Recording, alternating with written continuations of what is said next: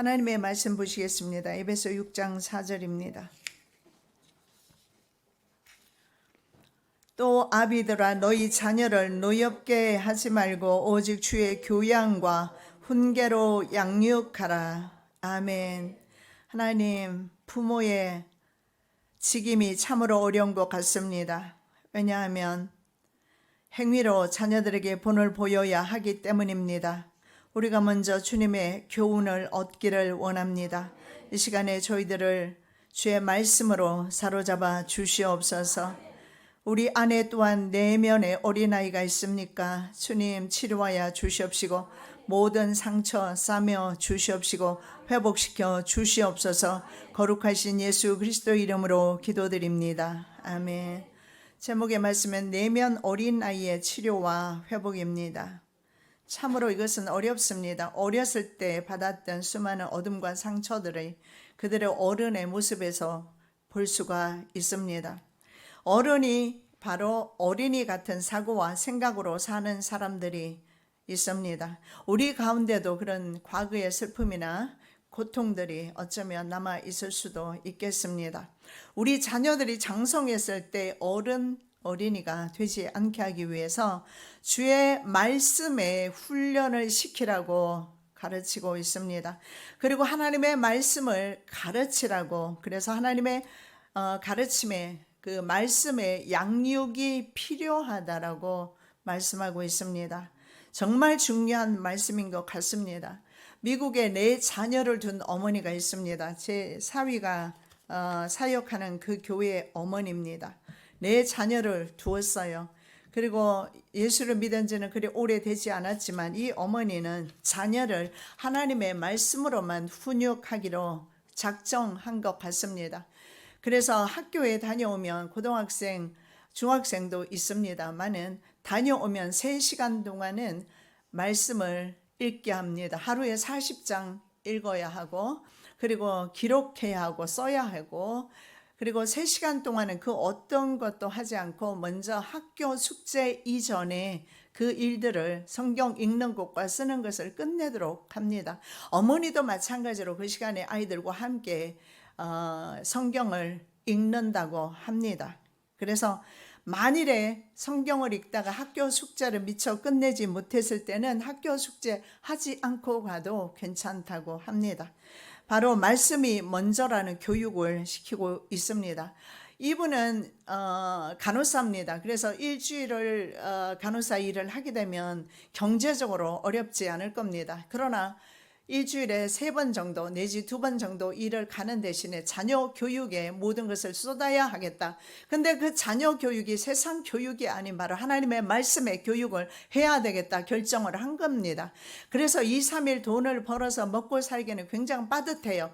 그래서 아이들은 4명이나 되고, 그래서 치약도 일반 치약을 사용하지 못하고 달라 스토어가 있어요. 달라 스토어에 가면 1불이면 치약을 살 수 있습니다. 그 치약으로 날마다 아이들의 일을 닦이다가 하나님 앞에 기도했습니다. 좀 좋은 치약을 좀 썼으면 좋겠습니다.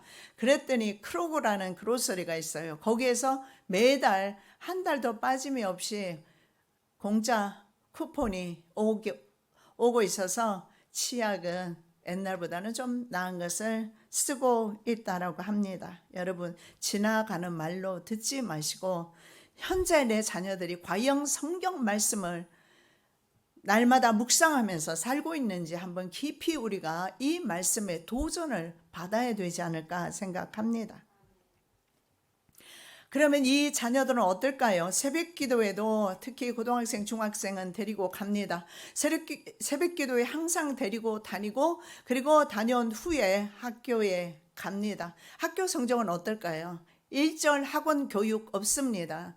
다른 어머니는 수제, 영재 교육 많이 시킵니다. 어쩌면 이 어머니도 그걸 보면서 나도 시켜야 할까 하는 생각도 했을 수도 있습니다. 그러나 이 어머니는 끝까지 하나님의 말씀이 더 중요하다 생각을 했고 1절 학원을 보내지 않습니다. 학교 다녀오면 가장 먼저 3시간 동안 꼼짝없이 하는 것은 바로 성경 말씀 훈련인 것입니다. 엄마 손님이 와서 엄마가 옆에 어른들과 떠들고 이야기하고 있어도 아이들은 가서 보니까, 우리 딸이 가서 보니까 성경을 쓰고 있더랍니다. 학교 성적은 가장 우수하다고 합니다. 그리고 교회에서는 교육자 못지않은 경건의 모습을 보이고 있다고 합니다. 그래서 모든 교인들이 칭찬하는 그런 가정입니다. 그리고 심지어 자신들이 문제를 당했을 때는 스스로 기도해라. 그래서 새벽 기도에 데리고 다니면서 기도하게 한다고 합니다. 그래서 나도 믿은 지 오래되지 않았기 때문에 내 문제 내가 가지고 기도해야 되고 너희 문제는 너희가 기도해라. 너희가 해결해라. 그런데 어린 나이임에도 불구하고 스스로 기도하면서 자신의 문제를 해결하면서 성장하고 있다는 그런 말을 들었습니다. 참으로 귀한 가정인 것 같습니다. 당시에 가부장적인 그런 사회의 그런 가정 구조를 보았을 때 어머니는 출산을 담당했다면 교육에 관한 책임은 주로 아버지가 담당했습니다. 오늘날 유대인들의 위대함이 바로 하나님의 말씀에서 나왔다는 것은 부인할 수 없을 겁니다. 게토라는 격리지구에서 유대인들은 하나님 말씀 외에는 전해줄 것이 없었습니다. 그래서 날마다 자녀들에게 하나님의 말씀을 가르쳤습니다. 그 말씀이 오늘날 유대인으로 하여금 전 세계 민족 가운데 가장 뛰어난 민족으로 우리는 유대인의 교육법을 원하면서도 실제로는 실천하지 않는 우리들의 모습을 발견합니다.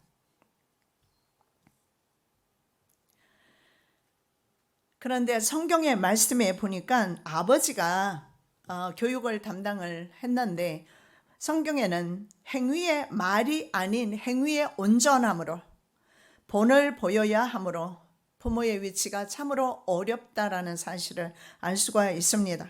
그래서 우리가 듣고 보고 배운 대로 행동하라고 야고보서 1장 22절에서 말씀합니다. 너희는 도를 행하는 자가 되고 듣기만 하여 자신을 속이는 자가 되지 말라. 행하지 않는 믿음 되지 말고 행하는 믿음이 되라는 것입니다. 미래의 자녀의 삶이 여러분 궁금하다면, 내가 죽어 세상에 없을 때 내 자녀들의 삶이 궁금하다면 현재 자신의 모습을 보면 될 줄 압니다. 왜냐하면 자녀는 거의 대부분 부모의 판박이입니다. 자녀들은 우리의 말을 듣지 않습니다. 그렇게 듣고 성장하는 것이 아니라 바로 부모의 인격과 신앙을 보면서 그대로 본받기 때문에 그렇습니다.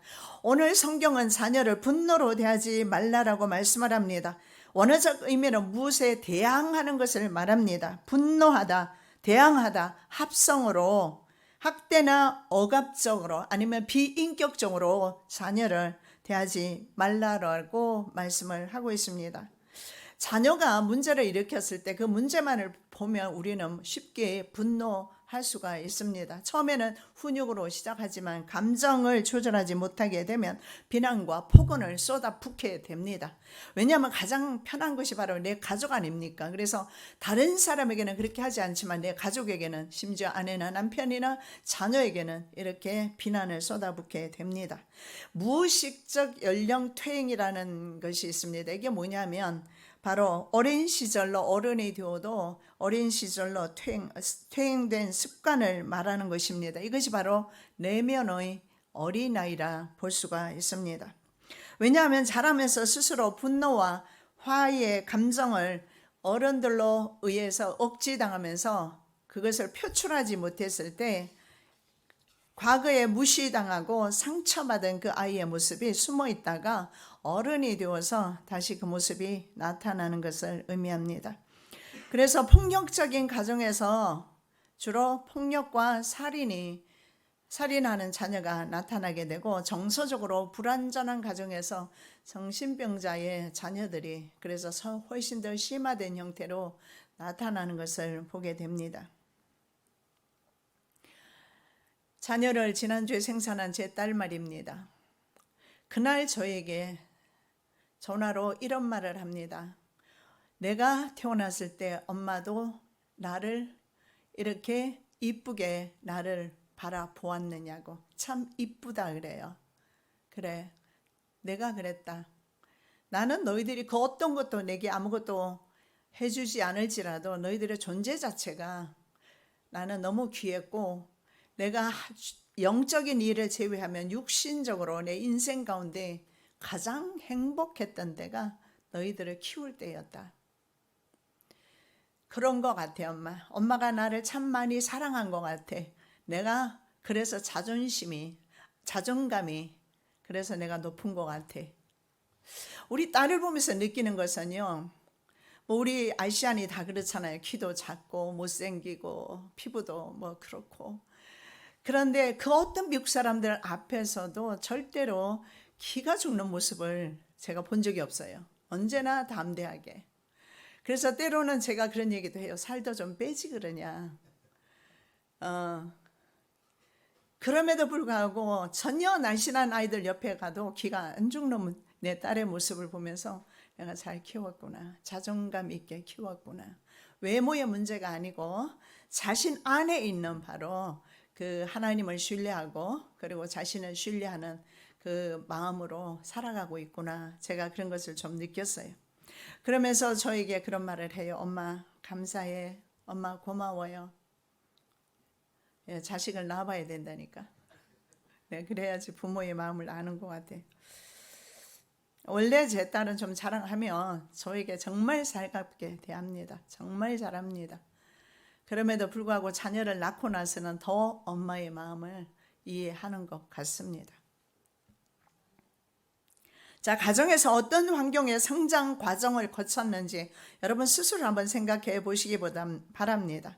학교보다는 말입니다. 가정에서의 삶이 중요합니다. 학교에서는 지식을 전달합니다. 인성이나 인격을 형성하는 것은 바로 가정이라는 사실을 알 수가 있습니다.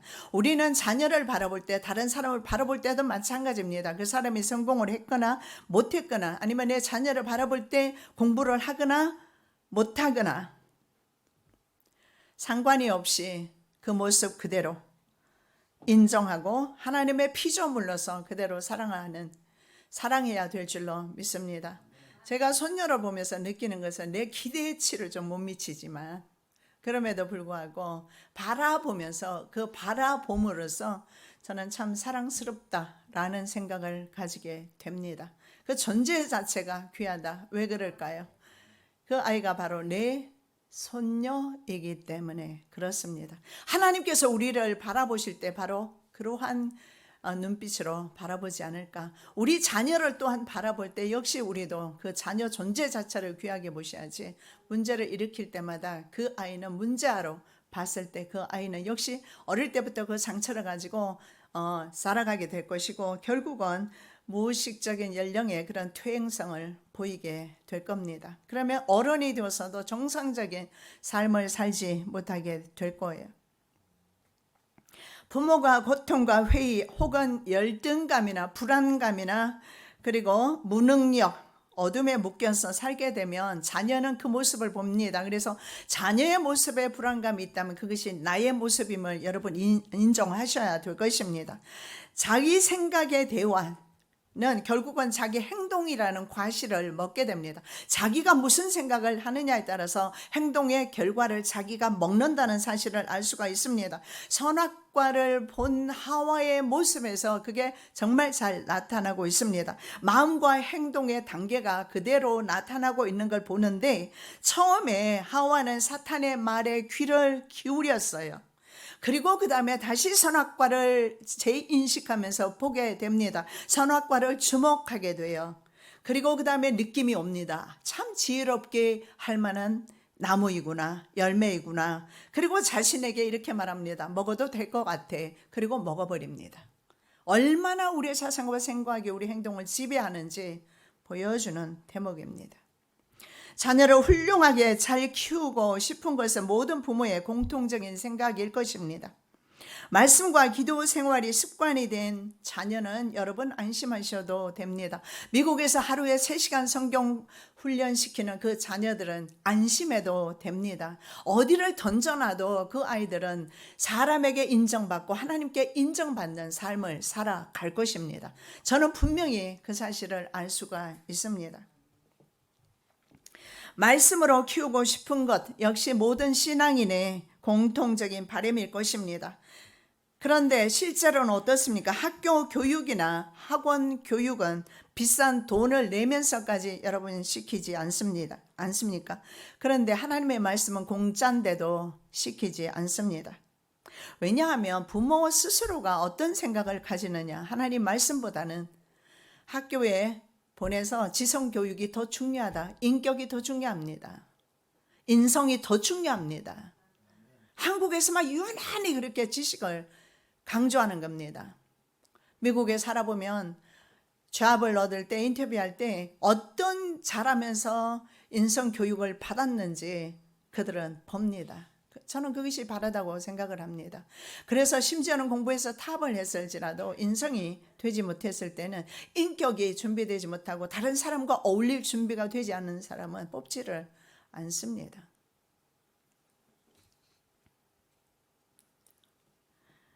우리 아들이 프로그램을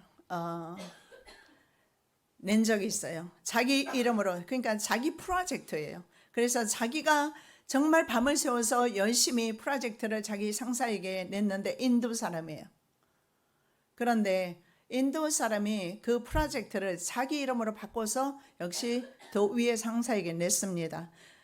얼마나 억울하게 했겠습니까? 그러나 말도 하지 못한 채 기도만 하고 있었더니 언젠가 때가 되니까 그 인도 상사가 잘렸어요. 파이어 됐습니다. 왜 그렇게 됐는가 물어봤더니 부정직하다는 이유로. 우리 아시아인이 사람들은 주로 이렇게 목적을 위해서 사는 것 같아요. 성공이라는 목적 말입니다. 그걸 위해서는 방법은 괜찮은 것 같아요. 그래서 자기가 성공하면서 자기가 직장에서 직위가 올라가기 위해서 그렇게라도 했던 것 같습니다. 그러나 그 위에 상사는 이것이 누구의 프로젝트였는지 보면 아는 것 같습니다. 그래서 나중에 알고 보니 그 사람은 잘리고, 오히려 제 아들은 그것으로 인해서 인정을 받은 것 같아요. 행동의 과실을 먹을 수밖에 없다는 사실을 우리 부모들은 인식을 하셔야 합니다. 그래서 우리는 말씀 교육은 시키지 않아도 괜찮은데 학원 교육, 학교 교육은 다 시키기를 원합니다. 신앙인도 이것은 마찬가지입니다. 그래서 공짜라도 하나님의 말씀 교육은 시키지 않지만 이런 비싼 교육을 돈 주고 시키면서 결국은 나중에 그 아이들이 부모까지도 공경하지 못하는 모습을 보게 됩니다. 학교 숙제를 하지 않으면 혼내면서 말씀을 읽지 않아도 넘어갑니다. 거짓말하거나 정직하지 못한 거, 저는 아들에게 늘 가르쳤던 것이 정직이었거든요. 그리고 자기가 억울하니까 그것을 얼마든지 항변할 수 있지만 보니까 참으면서 기도하고 있더라고요. 하나님께서 아시고, 그리고 직장의 상사들도 그 사실을 안다는 겁니다. 얘가 정직한지 정직하지 않은지. 근데 우리는 정직하지 않은 것을 그냥 둡니다. 왜? 내가 정직하지 않으니까. 우리는 적당하게 법을 어기면서도 괜찮아요. 내가 괜찮으니까. 자녀들이 그렇게 어겨도 괜찮은 겁니다. 그런데 그렇게 되면서 우리들의 양심은 굳어지게 되어 있습니다. 그래서 웬만큼 죄를 짓고도 안 보면, 다른 사람에게 안 들키면 그만인 거예요.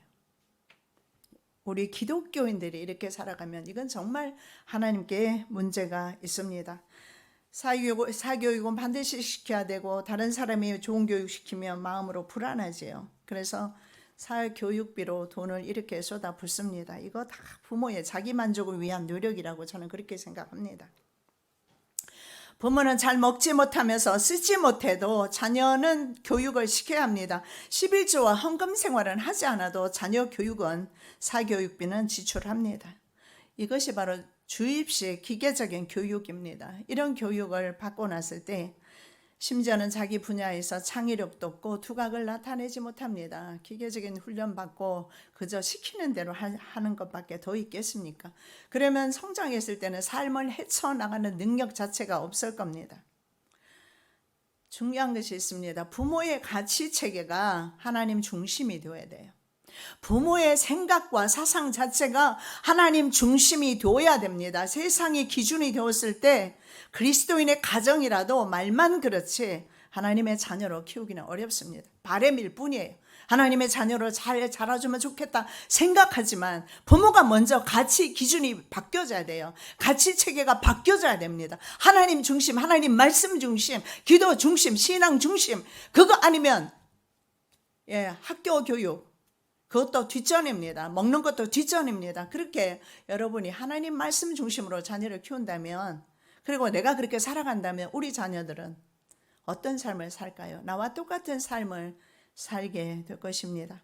모든 인간은 끊임없이 인정받고 싶은 욕구와 만족할 줄 모르는 그런 욕심이 있습니다.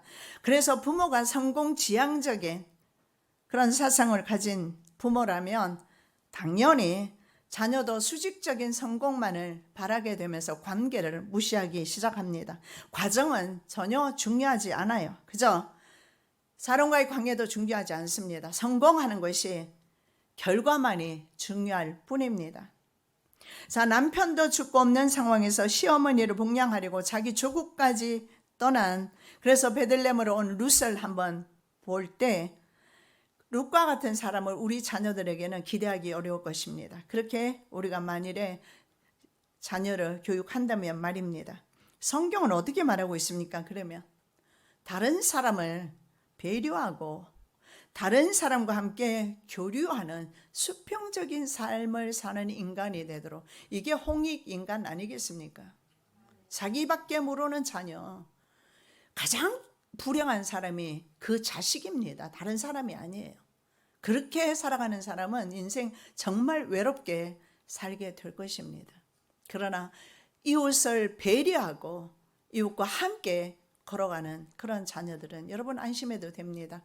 그런 자녀는 하나님을 인정하고 이웃을 사랑할 수 있기 때문에 그렇습니다. 하나님 앞에서 자기 실존의 이유를 알지 못하고 자기 열심적인 삶을 사는 사람들은 주변 사람들에게는 상당히 냉담합니다. 그리고 자신의 느낌, 자신의 필요, 이것이 더 중요합니다. 그래서 남의 의견이나 사상이나 생각은 전혀 고려조차 하지 않습니다. 저 사람이 어떤 생각, 어떤 아픔, 어떤 고통이 있을까 중요하지 않아요. 그저 나만 좋으면 그만인 것입니다. 그리스도인이 아닙니다. 이렇게 자라나면, 이렇게 자라난 자녀들도 역시 동일한 삶을 살게 될 것입니다. 가정에서 인정받지 못하고 자란 자녀, 어른이 되었어도 다른 사람에게 인정받지 못하고 부모에게서 이웃을 사랑하는 법을 배우지 못한 사람은 자라나서도 이웃을 사랑할 줄 모르게 될 겁니다. 상담학의 원리 중에 하나가 있더라고요. 그게 뭐냐면 내담자의 입장에서 상담해 주라는 거예요. 자, 예수께서 이렇게 말씀합니다. 우리의 이웃이 누굽니까? 이렇게 질문하는 제자들에게 강도 만난 사람의 이웃이 누구냐? 내담자의 입장에서, 고통받는 사람의 입장에서, 내 이웃의 입장에서 내가 그를 들어주고 그의 편에서 함께 걸어가는 것이 그리스도인입니다. 부모가 모두 해주는 그런 가정이 있어요. 그러면 자녀들은 절대로 독립적인 가치관을 갖지 못할 겁니다. 자신만을 의식하고 자신만을 사랑하는 자기 중심적 사고의 사람이 될 것입니다. 이런 사람을 자기의 성격 장애라고 합니다. 이것도 장애입니다. 자기만 중요한 거예요. 자기만을 사랑하고 다른 사람은 전혀 상관이 없어요. 그래서 부모에게 계속 이것을 받은 사람은 자기만을 사랑하게 되고, 그래서 늘 부모의 사랑을 받은 사람은 습관적으로 또 다른 사람을 의지하게 되는데, 이것을 다른 사람 중심의 가치 체계라고 합니다. Other worth라고 합니다. 다른 사람 중심으로 가치 체계가 확립이 돼요. 그래서 자기 스스로 다른 사람에게는 착한 이미지, 그리고 있어 보이는 사람, 성공한 사람, 괜찮아 보이는 사람으로, 다른 사람에게 가치 있는 사람으로 그렇게 보이기를 원합니다. 그러나 자존감이 있는 사람은 그럴 필요가 없어요. 다른 사람이 인정하거나 말거나 나는 하나님의 자녀로서 가치 있고 내 스스로 존귀한 자녀, 하나님의 자녀이기 때문에 이것이 바로 자존감입니다.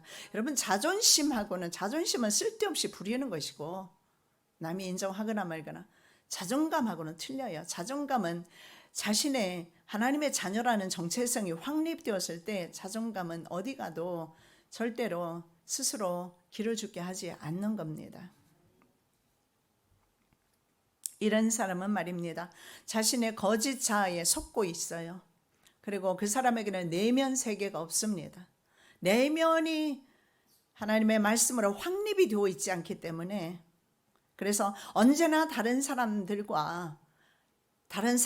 관계에서 내 정체성을 발견하라 합니다. 얼마나 불행합니까? 나보다 잘난 사람, 나보다 성공한 사람, 나보다 잘 사는 사람 그렇게 많은데 그들을 만날 때마다 내가 비관에 빠진다면, 불행하게 생각한다면 그 사람만큼 비참한 사람이 없을 겁니다.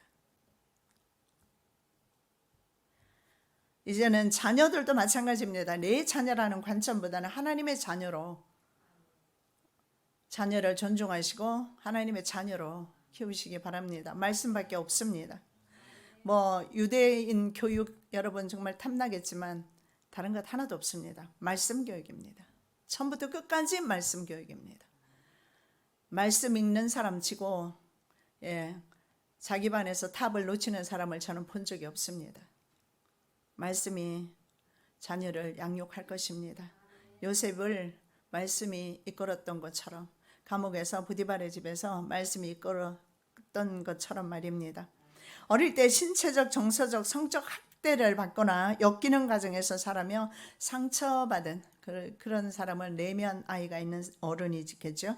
이런 사람들은 모든 관계를 파괴하게 됩니다.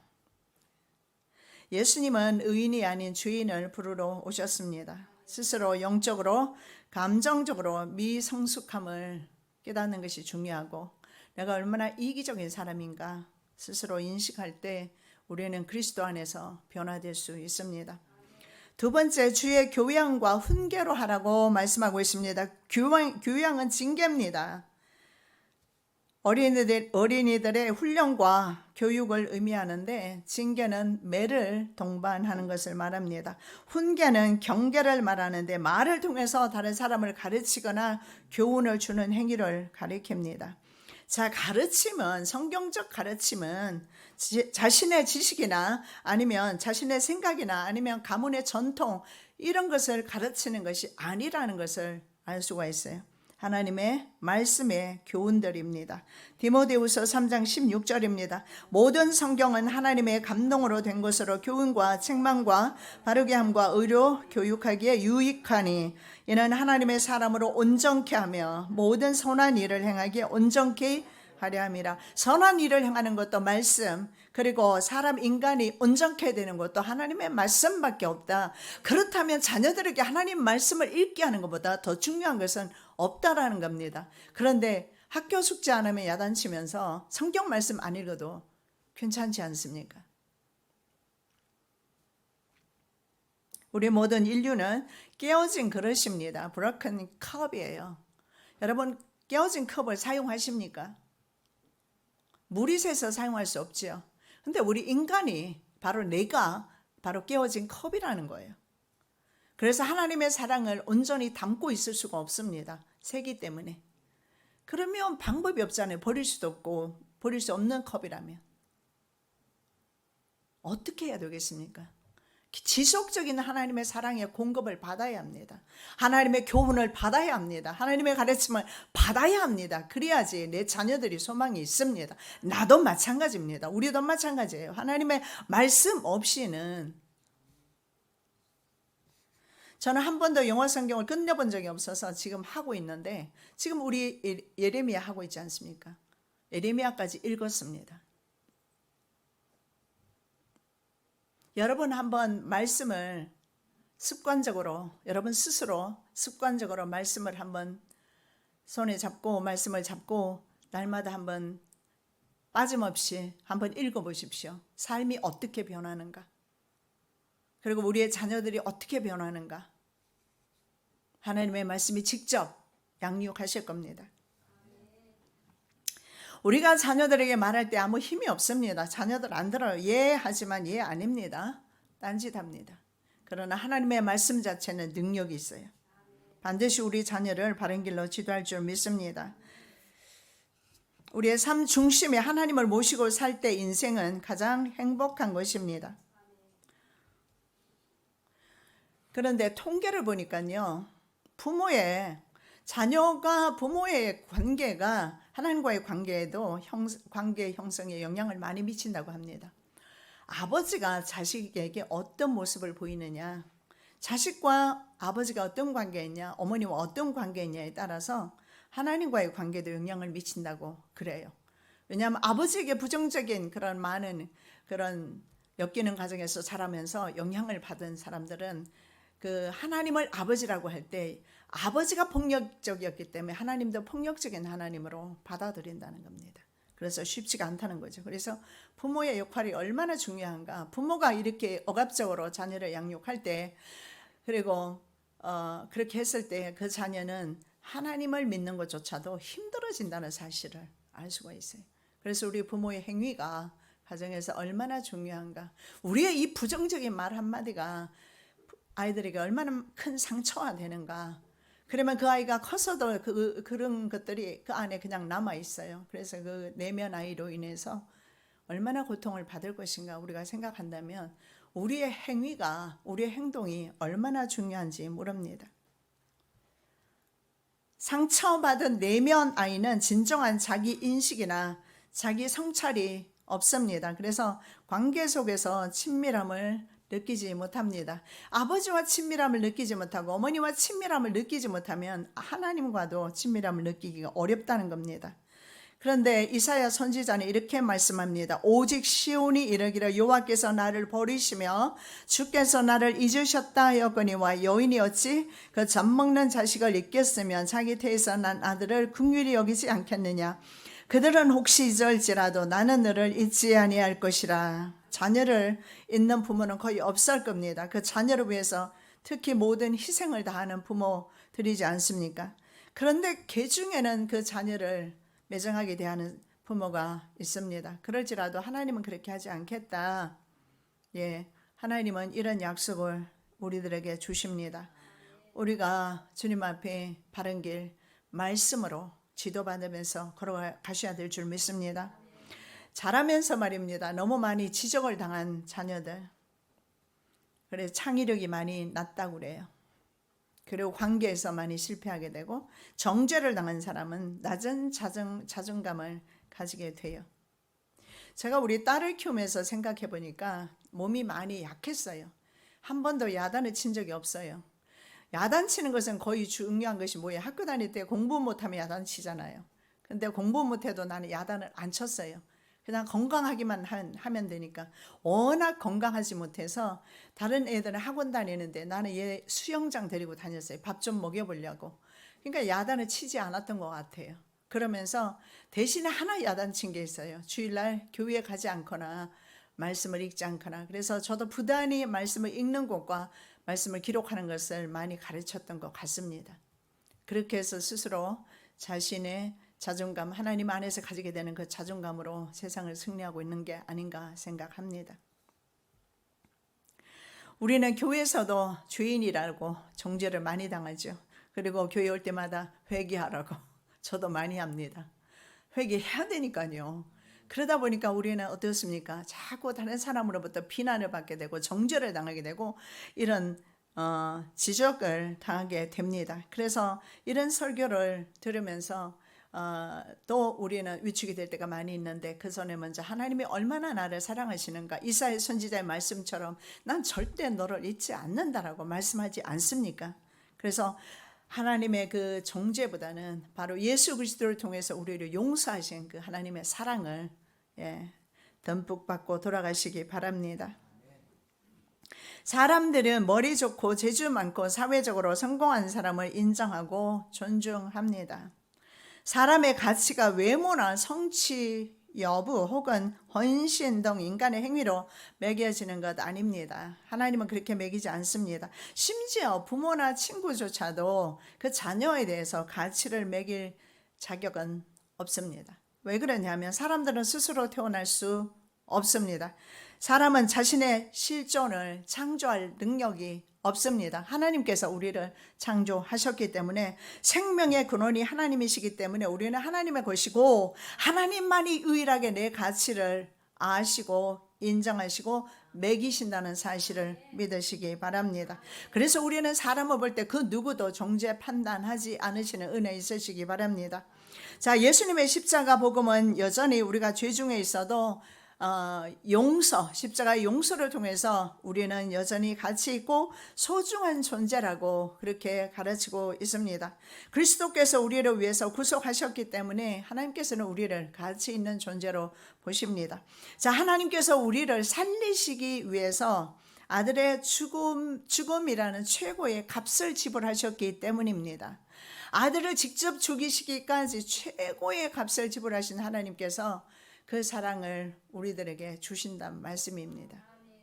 그러므로 내가 하나님께 그 사랑을 받을 때 여러분, 내가 내 자식을 그렇게 하나님 사랑으로 사랑할 수 있어요. 자기 만족을 위해서 교육시키지 마시고, 자기 만족을 위해서 자녀들을 자꾸 억압하지 마시고, 내가 하나님의 이 사랑을 받아들일 때, 하나님이 나를 구속하신 이 사랑을 온전히 믿을 때 내 자녀를 하나님의 자녀로 올려드릴 수 있고, 내 아내와 내 남편을 역시 동일한 하나님의 귀한 자녀로 올려드릴 수가 있어요. 안 그러면 그 모습 그대로만 보면 연약하기 짝이 없는 인간밖에 보이지 않아요. 그래서 우리는 너무나 쉽게 판단, 정죄, 욕합니다. 심지어는 부부끼리도 욕하지 않습니까? 저도 젊었을 때는 영적으로 너무 맞지 않으니까 서로 욕하면서 살았지만 미국에 가면서 떨어지면서 너무나 평안한 삶을 살았어요. 욕할 필요도 없고 욕도로 먹을 이유도 없고. 왜 부부들이 그렇게 욕을 하면서 삽니까? 왜 부모 자식 간에 그렇게 서로 불신하고 불순종하고 그렇게 살아가야 합니까? 우리 그리스도인이, 우리 하나님은 아들의 죽음을 통해서 우리를 무조건 사랑하십니다. 그래서 자녀들이 잘못했을 때는 매를 돼야 되겠지만 우리 자녀를 바라보면서 하나님의 믿음으로 한번 바라봐 주시기 바랍니다. 남편과 아내를 바라볼 때도 마찬가지예요. 잘못할 때마다 실망, 낙심, 좌절하는 것은 믿음이 아니라고 생각합니다. 낙심, 그런 정말 잘못할 때마다 오히려 하나님께 더 믿음을 가지고 내가 나아가면 바로 믿음의 아내와 남편과 자녀들이 되지 않겠습니까? 나의 나됨과 나의 행하는 것 때문에 내가 소중한 것 아닙니다. 내가 무슨 일을 했던 간에, 그래서 내가 잘했기 때문에 하나님이 나를 소중하게 생각하는 거 아닙니다. 하나님은 예수님만 보이십니다. 예수님께서 우리를 위해서 십자가에 달리셨기 때문에 예수님 때문에 용서하신 거예요. 그렇다면 우리는 우리의 존재 자체로 하나님을 기쁘시게 한다는 사실을 믿으시기 바랍니다. 그렇다면 우리의 자녀도 마찬가지입니다. 그 존재 자체가 귀한 것입니다. 우리가 좀 비록 사교육을 하지 못하고 또 세상에서 좀 열등할지라도 말입니다. 존재 자체가 귀한 것입니다. 여러분은 자녀들과 함께 사니까 그런 거 못 느끼시는 건지는 모르겠지만 저는 오랫동안 벌써 자녀들과 떨어져 있잖아요. 그러면서 떨어질 때마다 내가 눈물로 그냥 통곡하다시피 하면서 제가 한국을 왔던 기억들이 있어요. 왜냐하면 자녀들이 말씀으로 살지 못하는 모습을 볼 때 말입니다. 그리고 내가 이거 내 유언이라 생각하고 하나님 말씀대로 살아라. 그랬던 아이들이 지금은 하나님의 말씀대로 두 가정 다 살아가고 있어요. 여러분 회사 다니니까 말씀 읽기 힘드시죠? 제 아들도 회사 다니고 있어요. 그런데 아침에 딱 일어나면, 이건 습관이 됐습니다. 어릴 때 내가 습관을 그렇게 들여서 그런 것 같아요. 딱 일어나면 적어도 1시간을 출근하기 전에, 때로는 출근하는 재택근무 해도 마찬가지예요. 재택근무 해도 느슨해질 거 아닙니까? 그런데 아침에는 일어나면 무조건 1시간 정도는 성경 말씀 읽고, 그리고 기록하고, 기도하고, 그리고 하루의 일을 시작한다고 그래요. 그러면 저는 우리 아들 내외나 그리고 딸 내외를 바라볼 때 더 이상 저는 미래를 두려워하거나 염려할 필요는 없다라고 저는 생각합니다. 말씀이 그 아이들을 끌고 있기 때문에. 대부분의 사람이, 이것도 역시 통계입니다, 자신의 역량을 100% 활용하지 못한대요. 사용하지 못한답니다. 너무나 능력이 많은데, 너무나 은사가 많은데, 제가 여러분을 봐도 그래요. 정말 은사가 많은데 환경에 너무나 눌려서 자기의 그 아름다운 은사를 다 섞이고 있어요.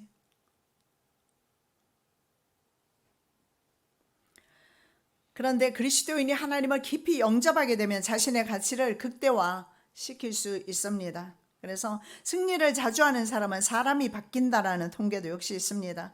자, 승리를 자주 하게 되면 환경이 바뀌게 될 것입니다. 심지어는 팔자가 바뀐다라고 보여집니다. 그래서 생각과 최선의 삶을 살게 만들어주게 됩니다. 우리는 하나님 앞에서 귀한 존재이니 아무렇게 살아도 그러면 됩니까? 그렇진 않아요. 중생을 경험하게 되면, 하나님을 만나게 되면요, 삶은 무조건 달라지게 되어 있습니다.